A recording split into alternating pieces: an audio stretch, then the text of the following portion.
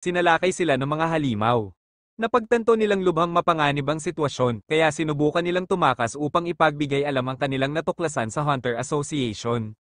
Bago pa man sila makatakas, bigla silang sinalakay ng pangkat ni Zazen, nahuli niya si Pakal ng buhay, habang si Ponzo ay nagawang tumakas, ngunit pinatay rin kalaunan ng isa sa mga opisyal ni Zazen. Sa huling sandali bago siya mamatay, pinalipad ni Ponzo ang kanyang mga bubuyog upang magpadala ng mensahe sa pinakamalapit na hunter. Ang nakatanggap nito ay si Kite, na agad na napagtanto kung gaano kalala ang sitwasyon ng Chimera Ant infestation. Matapos mabasa ang mensahe ni Ponzo, inutusan ni Kite sina Steak Dinner at Puckle na bumalik at ipaalam ang sitwasyon sa Hunter Association. Samantala, pinayagan niyang sumama pa rin sa kanya sina Gon at Killua upang ipagpatuloy ang kanilang misyon.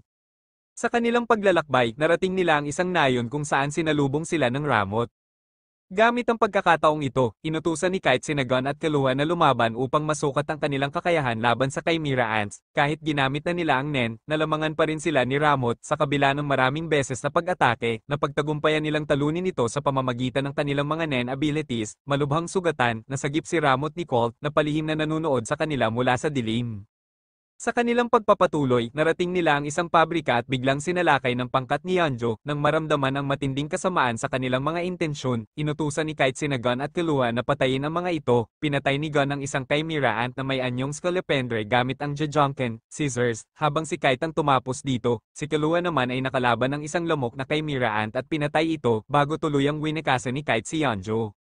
Habang papalalim sa teritoryo ng kalaban, sinalubong sila ng pangkat ni Hagya na hinamon sila sa isang one-on-one na laban. Pumayag sina Gon, Killua, at Kite. Mabilis na tinalo ni Gon at Killua ang kanilang mga kalaban, na labis na ikinagalit ni Hagya. Sa huli, ginamit ni Kite ang kanyang Silent Waltz upang mabilis na lipulin ang natitirang mga kalaban. Samantala, sa pugad ng mga Chimera Ant, tuluyang gumaling si Ramot mula sa kanyang mga sugat at natutunan na niyang gumamit ng Nen. Samantala, ang matalinong Chimera Ant na si Peggy ay gustong interogahin si Puckle dahil sa kakayahan nitong gumamit ng Nen. Sa pagtatangkang makaligtas, nagtago si Puckle sa isang tumpok ng mga bungo, ngunit sa kasamaang palad, ang bagong panganak na Royal Guard na si Neferpito ay dumating at agad siyang natuntun. Sa walang awang interogasyon, kinuha ni Pito ang lahat ng impormasyon mula kay Puckle tungkol sa iba't ibang uri ng Nen. Gamit ang kaalamang ito, bumuo siya ng kakayahang matukoy at ikategorya ang mga Nen users. Matapos makuha ang kanyang kailangan, walang awang pinatay ni Pito si Puckle, ginawang isang human meatball at iniwan bilang pagkain para sa Reyna. Dahil sa lumalalang gutom ng Reyna, inutusan niya ang kanyang mga tauhan na manghuli ng 250 katao araw-araw bilang paghahanda sa pagsilang ng hari. Makalipas ang ilang sandali, iniwan ni Pito ang pugad at sinalakay sina Kite, Gon, at Killua. Sa matinding labanan, mabilis na pinutol ni Pito ang braso ni Kite. Sa galit, nagtangkang lumaban si Gon, ngunit natanto ni Killua na wala silang laban kay Pito. Dahil dito, nawala ng malay si Gon matapos siyang patulugin ni Killua, na agad na tumakas kasama siya. Bago sila tuluyang makatakas, iniutos ni Kite kay Killua na dalhin si Gon at tumakbo. Nakabalik na sila Killua dala si Gon sa hangganan ng NGL at ipinaalam ang sinapit ni Kite. Sa oras ding iyon, dumating ang tatlong pro-hunters sina Isaac Netero, Moral, at Nove na nagdesisyong sila mismo ang haharap sa banta ng Chimera Ants. Agad na inutusan ni Netero si Killua na umalis dahil itinuring niya itong masyadong mahina para lumaban. Lubos na nalugmok si Killua sa kanyang pagkabigo na mailigtas si Kite at nagsimulang magduda sa sarili. Ngunit nang magising si Gon, nanindigan siya sa kanyang paniniwala, buhay pa rin si Kite at gagawin niya ang lahat para mailigtas ito. Upang patunayan ang kanilang sarili, binigyan ni Netero si Killua ng 2 wire shoe pieces at isang hamon. Kailangan nilang makuha ang natitirang 2 mula sa mga alagad ni Moral, sina Knuckle at Shoot, bilang paghahanda. Inalok ni Pom Siberia, ang alagad ni Nove, na sanayin sila sa loob ng 1 buwan, ngunit may isang kondisyon, kailangan muna nilang talunin sina Knuckle at Shoot upang makuha ang karapatang sumali sa labanan sa NGL. Habang nagsasanay, bumalik si Bisky upang tulungan silang pahusayin ang kanilang Nen. Pinagpraktis niya sila ng Ren sa loob ng 3 oras ng walang tigil upang mapalakas ang kanilang tibay. Matapos ito, itinakdang mock ipaglaban si Gon kay Knuckle, isang laban na magpapasya kung handa na nga ba siya. Duda si Pom sa kanilang tsansa, ngunit nangako si Gon sa kanya na mananalo siya. Nang magsimula ang laban, agad ipinakita ni Knuckle ang kanyang superior na kasanayan sa pakikipaglaban, dahilan upang maungusan si Gon. Samantala, sa bahay ni Pom, habang nagpapahinga si Gon, sumailalim si Killua sa matinding pagsasanay kasama si Bisky. Sa gitna ng pagsasanay, tinuligsa siya ni Bisky, sinabi niyang palagi niyang pinipiling tumakas sa laban, binalaan siya ni Bisky na kung hindi niya malalagpasan ang ugaling ito, maaaring mamatay si Gun balang araw dahil sa kanyang pag-aalinlangan. Dagdag pa rito, sinabi niyang kung matatalo siya ni Shoot, wala na siyang karapatang manatili sa tabi ni Gun. Magsisimula na ang huling laban, si Killua laban kay Shoot at si Gun laban kay Knuckle. Mabilis na umatake si Knuckle, ngunit nagawang depensahan ni Gun ang sarili. Gayunpaman, napansin niya ang isang kakaibang nilalang na tinatawag na pot clean, na nakakapit sa kanyang braso. Mayroon itong countdown at isang numero na unti-unting lumalaki. Ipinaliwanag ni Knuckle na ito ay isang kakayahan na nagpapataw ng interes, 10% ng aura ni Gun kada 10 segundo. Dagdag pa rito, ipinaliwanag niya ang konsepto ng AOP, Actual Aura Power at ang Maximum Aura Power, dahil sa estilo ng pakikipaglaban ni Gun, mabilis niyang nauubos ang kanyang aura, sa loob lamang ng 4.5 minuto, tuluyan siyang mauubusan ng aura, papasok sa tinatawag na bankrupt state, kung saan hindi siya makakagamit ng Nen sa loob ng 30 araw. Samantala, nakikipaglaban si Killua kay Shoot na gumagamit ng floating hands upang umatake mula sa iba't ibang anggulo. Ginamit ni Killua ang kanyang mga yoyo upang salagin ang mga ito, ngunit nagawang makalapit ni Shoot at tumama ng isang suntok. Sa puntong ito, nagsimula ng magduda si Killua sa kanyang sarili. Naalala niya ang sinabi ng kanyang kapatid na si Illumi na dapat siyang laging tumakas kapag mas malakas ang kalaban niya. Napansin niyang inuulit ni Shoot ang pag-atake sa kaliwang bahagi ng kanyang mukha, ang kanyang blind spot. Dahil dito, lalo siyang nawala ng tiwala sa sarili at hindi makalaban ng buo. Sinamantala ito ni Shoot at tuluyang dinaig si Killua. Sa huli, nanalo sina Knuckle at Shoot. Matapos ang laban, tiniyak ni Knuckle kay Gun na tutulungan nilang iligtas si Kite. Samantala, lubos na nadurog ang loob ni Gun sa kanyang kahinaan, habang si Killua naman ay labis na naapektuhan sa kanyang pagkatalo. Ipinangako ni Killua na poprotektahan si Gun sa loob ng 30 araw na hindi niya magagamit ang Nen, ngunit sa sarili niya, nagdesisyon siya, pagkatapos ng 30 araw, iiwan na niya si Gun. Samantala, sa NGL ay magsisimula na ang unang offensiba ng grupo ni Netero laban sa mga Chimera Ant. Ginamit ni Moral ang kanyang mga usok na kakayahan upang lituhin ang mga kalaban, habang si Nove naman ay ginamit ang hide and seek upang ikulong ang mga ito sa isang hiwalay na dimensyon. Sa loob, walang kahirap-hirap na pinagpapatay sila ni Netero. Sa kabilang banda, sa loob ng pugad ng Chimera Ants, isiniwalat na pinatay na ni Pito si Kite. Gayunpaman, hindi nila ito tinapon, bagkus, ginagamit nila ang kanyang katawan bilang laruan sa kanilang pagsasanay, dahil natagpuan nilang nakakaaliw siyang labanan. Samantala, isinilang na ang 2 pang Royal Guards, sina Shiapuf at Mentutuyupi. Habang patuloy na nagsasanay sina Gun at Killua, biglang nagsimulang ipanganak ng maaga ang hari ng Chimera Ants, ngunit, imbes na lumabas ng maayos, marahas na pinunit ni Meruem ang sarili palabas ng katawan ng Reyna. Sa kanyang paglabas, agad na nagtipon ng mga squadron leaders upang salubungin siya, ngunit wala siyang pakialam sa kanila, pati na rin sa sariling ina, walang pag-aalinlangan niyang pinatay sina Peggy, Turtle, at ilang iba pa, at maging kinain pa ang ilan sa kanila. Sa puntong ito, buong pusong nanumpa ng katapatan ng mga Royal Guard sa kanilang bagong hari at tuluyang tinalikuran ng naghihingalong Reyna. Tumanggi si Pito na gamutin ang kanyang ina dahil para sa kanya, mas mahalaga ang seguridad ng hari. Dahil dito, nagkawatak-watak ang mga natitirang squadron leaders, sinundan ng kanilang sariling likas na paggawi. Samantala, si Colt na nanatiling tapat sa Reyna ay lumapit kina Moral at Nove upang humingi ng tulong. Agad nagpadala ng medical team si Netero upang subukang iligtas ang Reyna, ngunit huli na ang lahat.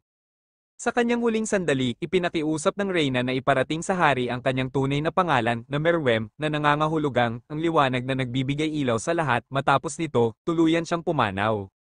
Sa gitna ng trahedya, nadiskubre ni Colt na may natira pang isang hindi pa naisisilang na kambal sa loob ng katawan ng Reyna. Tiniyak ni Moral kay Colt na hanggat hindi sila nanghahamak ng tao, hayaan silang mabuhay ng payapa.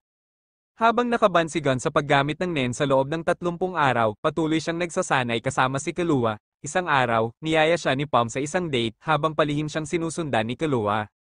Sa kanyang pagsunod, nakasalubong ni Killua si Ramot. Kahit alam niyang mas malakas ito, pinilit niyang lumaban, ngunit sa gitna ng laban, naalala niya ang isang bagay, ang nakabao na karayom sa kanyang noo. Sa isang matinding desisyon, pinunit niya ito mula sa kanyang ulo, at dito niya natanto ang katotohanan. Itinanim ito ni Illumi upang pilitin siyang laging tumakas sa mas malalakas na kalaban.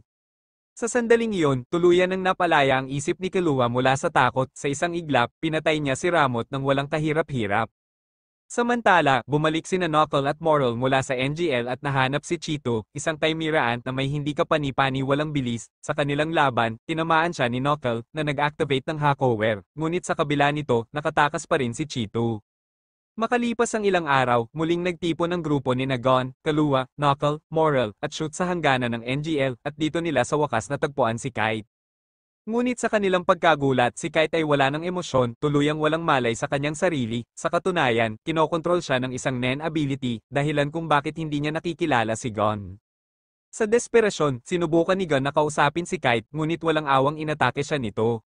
Sa harap ng katotohanang hindi na ang dating Kite ang nasa harapan niya, nangako si Gon na gagawin ang lahat upang maibalik siya sa dati. Samantala, sa East Gorto, sinalakay ni na Meruem at ng kanyang mga Royal Guards ang Royal Palace, at walang awa nilang pinatay ang diktador na si Ming Jolik, pati na rin ang karamihan sa mga tao sa loob.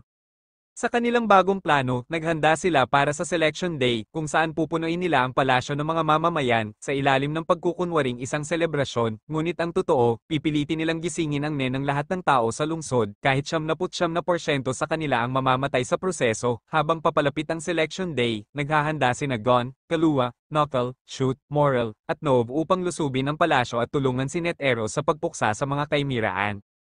Sa puntong ito, naibalik na ni Gon ang kanyang Nen at ipinakita ang kanyang bagong lakas kay Moral, na lubos na humanga sa kanyang kapangyarihan. Matapos ang ilang pagsasanay, hinati nila ang grupo sa 3 koponan para sa misyon. Gon at Killua laban kay Neferpito, Knuckle at Shoot laban kay UP, Moral at Nove laban kay Puff, Netero laban sa hari na si Meruem. Mayroon silang 10 araw upang magsanay bago ang aktwal na pagsalakay.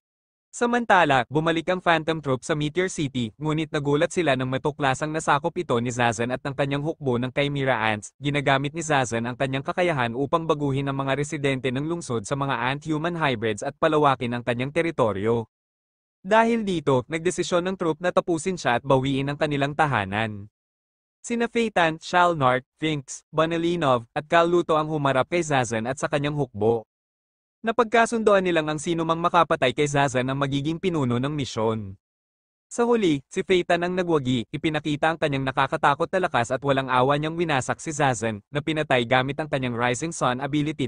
Sa East Gorto, tahimik na lumusot sina Gon at Killua sa hangganan gamit ang border escort. Narating nila ang isang maliit na bayan, ngunit natuklasan nilang ganap na itong abandonado.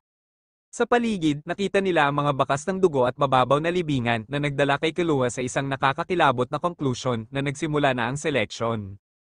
Ipinaliwanag niya na upang mapatay ang 5 milyong mamamayan nang hindi sila nilalamon ng kanilang sariling Nen abilities, siguradong kontrolado ng mga Royal Guards ang mga ito.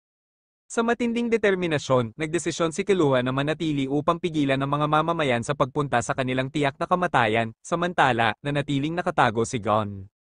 Ngunit, hindi nakinig ang karamihan sa mga mamamayan, at dahil sa ingay na dulot ng gulo, napansin si Killua ng mga Chimera Ants. Di nagtagal, inilunsad ni Leal at ng kanyang squad ang isang pag-atake laban sa kanya.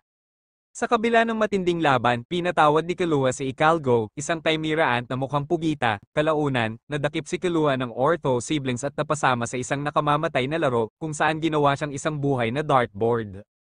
Halos mapatay siya rito, ngunit sa huli, sinagip siya ni Ikalgo na nagdesisyong tulungan siya matapos makitang hindi siya tulad ng ibang tao. Samantala, si Gon ay patuloy na naglalakbay sa East Gorto at nakatagpo niya ang isang squadron leader na may interes sa kanya. Ipinakilala ng nilalang ang sarili bilang Meleoron at inalok si Gon ng isang alyansa upang ipaghiganti ang kanyang dating amang-amahan na si Peggy, na pinatay ni Meruem. Sa kanyang gulat, tinanggap ito ni Gon ng walang pag-aalinlangan, dahilan upang mapahanga si Meleoron sa kanyang tapang. Habang naghihintay sa Selection Day, nalibang si Meruem sa paghamon sa pinakamagagaling na manlalaro ng East Gorto sa iba't ibang board games. Dahil sa kanyang hindi matatawarang talino, madali niyang napag-aralan at nilupig ang bawat kampyon bago pinapatay ang mga ito ng walang awa. Ngunit, sa huling laro, nakaharap niya si Kamugi, ang pinakamagaling na manlalaro ng Gongi sa buong mundo, isang bulag at tila mahina na dalaga. Sa kabila ng kanyang hitsura, paulit-ulit niyang tinalo si Meruem, bagay na hindi pa kailanman nangyari sa hari. Dahil dito, lalong lumaki ang kanyang interes at respeto kay Kamugi.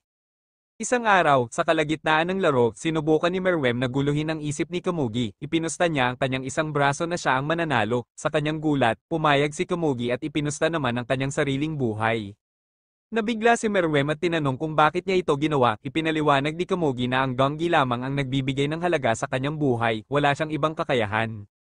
Sa unang pagkakataon, nakaramdam ng tunay na emosyon si Meruem bilang pagpapakita ng kanyang respeto, pinunit niya ang sariling braso bilang pagtupad sa kanyang postahan.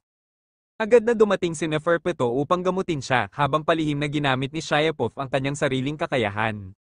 Habang nangyayari ang lahat ng ito, palihim na pumasok si Nove sa palasyo gamit ang kanyang hide-and-seek ability upang maghanda ng mga teleportation doors para sa pagsalakay. Ngunit sa hindi inaasahang pangyayari, nasense niya ang napakalakas na aura ni Shyapov habang siya ay nasa Zetsu state. Sa sandaling iyon, nalaman niya ang matinding katotohanan, ang presensya ng Royal Guards ay punong-puno ng malupit na kasamaan, ang hilakbot na naramdaman niya ay napakatindi, sa unang pagkakataon, tinakasan siya ng kanyang tapang. Dahil dito, tumakas siya mula sa palasyo at dumanas ng mental breakdown na tuluyang nagpahina sa kanyang loob, hindi na siya makabalik sa misyon. Samantala, muling hinarap ni Morel si Chito, isang Chimera Ant na kilala sa kanyang di mapanalunang bilis. Sa pagkakataong ito, ginamit ni Chito ang kanyang bagong kakayahan, isang laro ng habulan, kung saan kailangang mahuli siya ni Morel bago matapos ang oras. Gamit ang kanyang katalinuhan, dinaya ni Morel si Chito. Nagkunwari siyang abala sa ibang bagay, dahilan upang maging kampante si Chito. Sa sandaling lumapit ito, bigla siyang ginapos ni Morel gamit ang isang smoke rope, tuluyang tinapos ang laro at binasag ang kayabangan ni Chito. Sa isa pang matinding sagupaan, hinarap ni Morel si Leal, isang Chimera Ant na may kakayahang nakawin ang Nen abilities ng iba. Sa labanang ito, ginamit ni Leal ang kakayahan ni Groucho upang lunurin si Morel sa isang abandonadong simbahan.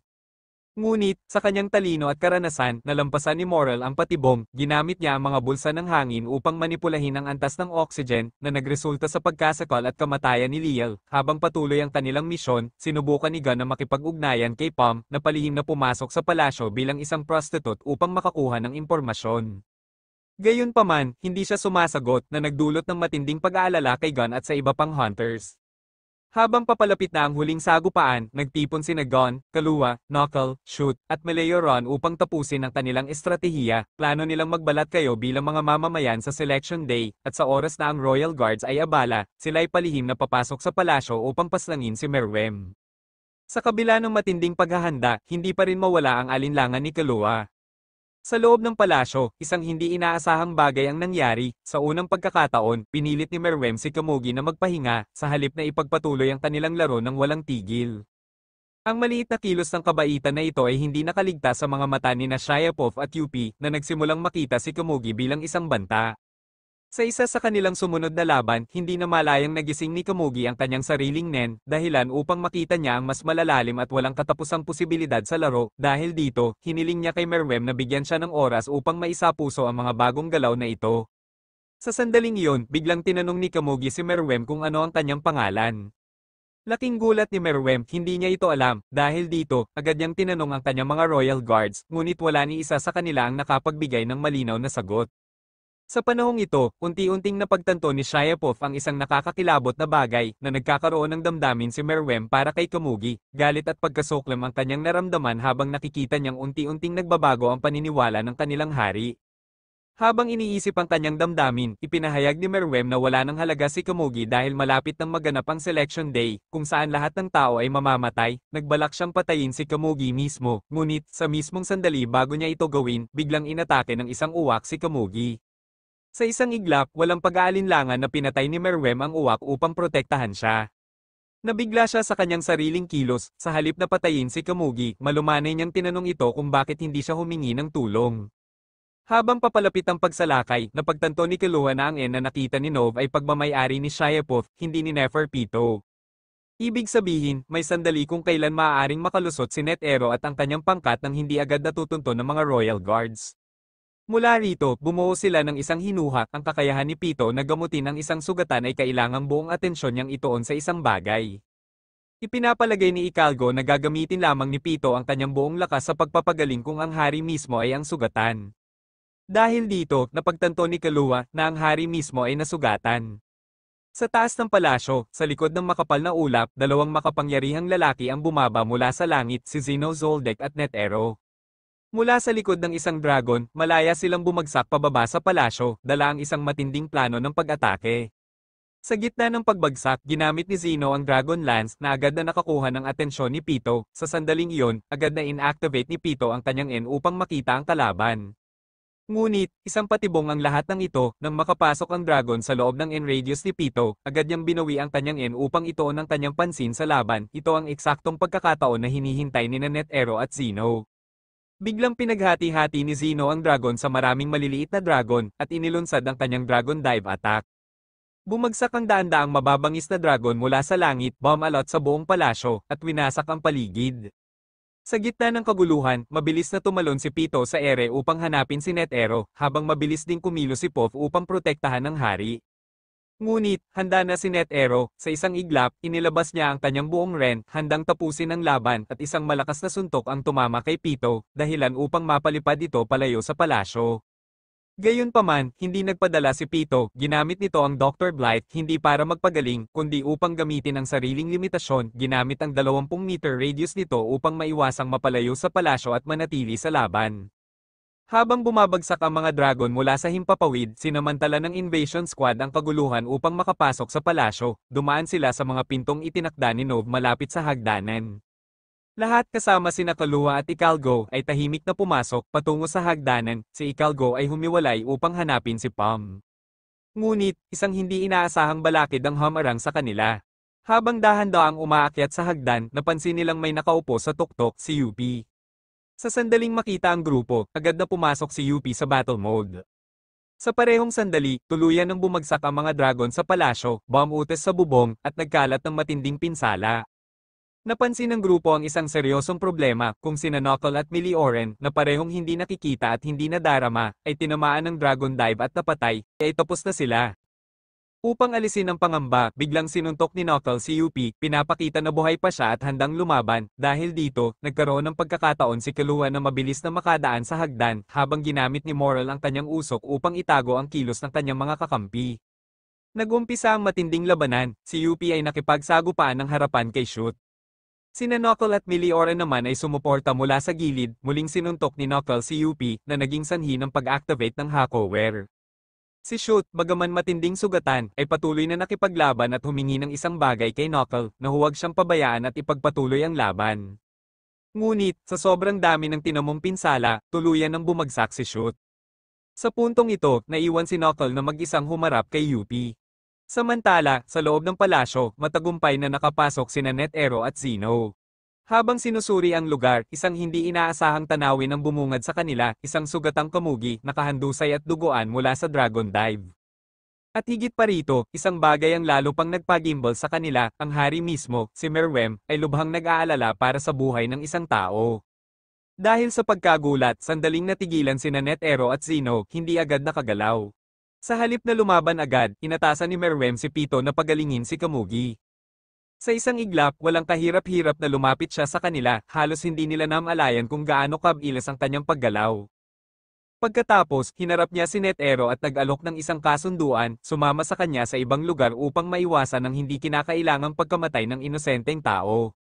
Dahil sa nakita niyang kawalang hiyaan na isang inosente ang nadamay sa kanilang labanan, nagdesisyon si Zeno na umatras. At dahil tapos naman din ang kontrata niya.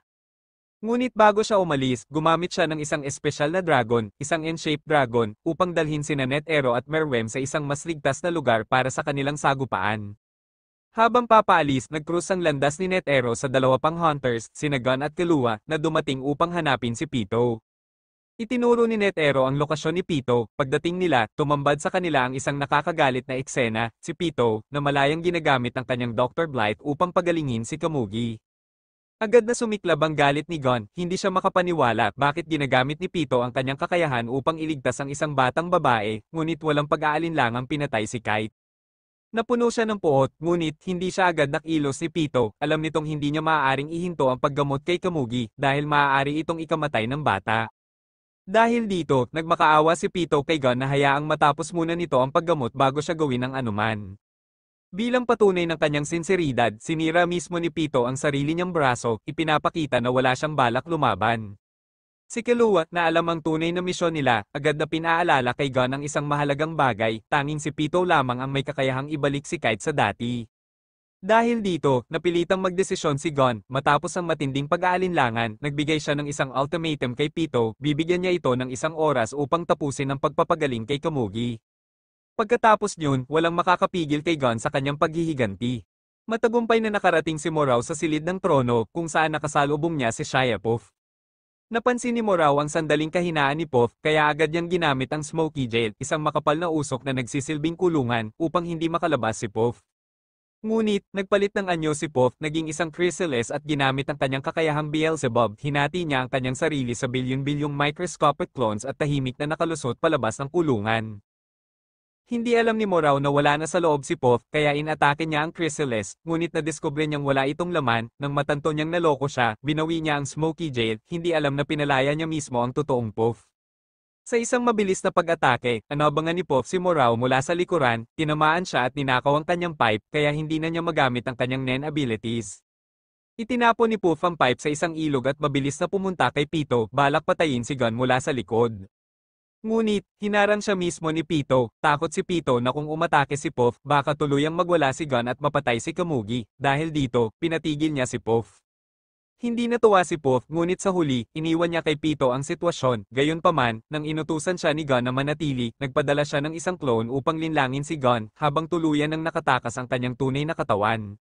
Habang nagaganap ang mga laban sa itaas, si Ikalgo ay nasa basement ng palasyo, hinahanap si Pom. Pagkatapos ng masusing paghahanap, natagpuan ni Ikalgo ang isang mensahe mula kay Pom, nakasaad dito na kung hindi siya bumalik bago magsimula ang misyon, ipagpalagay na siyang patay. Nang palis na si Ikalgo, bigla siyang nakasalubong mismo ni Blowster. Gamit ang matatalas niyang pananalita, nilinlang ni Blowster si Ikalgo upang aminin na hindi siya ang tunay na Flutter. Dahil dito, napilitan si Ikalgo na magtago sa ilalim ng isang truck habang si Blowster, na inakalang nabaril na niya ang impostor, ay nagpatuloy sa kanyang landas. Nang makapasok si Blowster sa elevator, natuklasan niyang hindi siya makakaakyat dahil kailangan niya ng passcode. Sa galit, binaril niya ang pinto, ngunit sa halip na makalabas, lalo lang siyang nabilanggo dahil si Ikalgo ay nasa control room at nilock ang mga shutters. Muling binaril ni Blowster ang daan palabas, ngunit mabilis na gumawa ng plano si Ikalgo. Ginamit niya ang isang tank na puno ng sleeping gas, pinuno ang buong silid, at pinatulog si Blowster, bagaman hindi niya ito napatay. Sa sandaling iyon, lumitaw si Welfen at ginamit ang kanyang kakayahang missile man upang pahirapan at pilitin si Ikalgo na magsabi ng totoo. Bagaman matindi ang sakit na dulot ng missile man, nagawang makabawi ni Ikalgo sa pamamagitan ng mabilis na pagbaril kay Welfen. Habang si Welfen ay naghihirap sa sakit, tinanong siya ni Ikalgo tungkol sa kanyang nakaraan. Bigla, nagsimulang bumalik ang alaala ni Welfen, dati siyang tao, may pangalang Holko, at isang kaibigan ni Gyro, nalaman niyang pinatay siya ng division ni Yonjo at muling isinilang bilang isang Chimera Ant. Sa huli, inamin ni Welfen na ang tanging hangarin niya ay muling hanapin si Gyro. Pagkatapos, tinanong siya ni Ikalgo tungkol kay Pom. Ibinunyag ni Welfen na nahuli si Pom ng Royal Guards at inilagay sa isang kakon sa itaas. Samantala, nagpapatuloy ang laban ni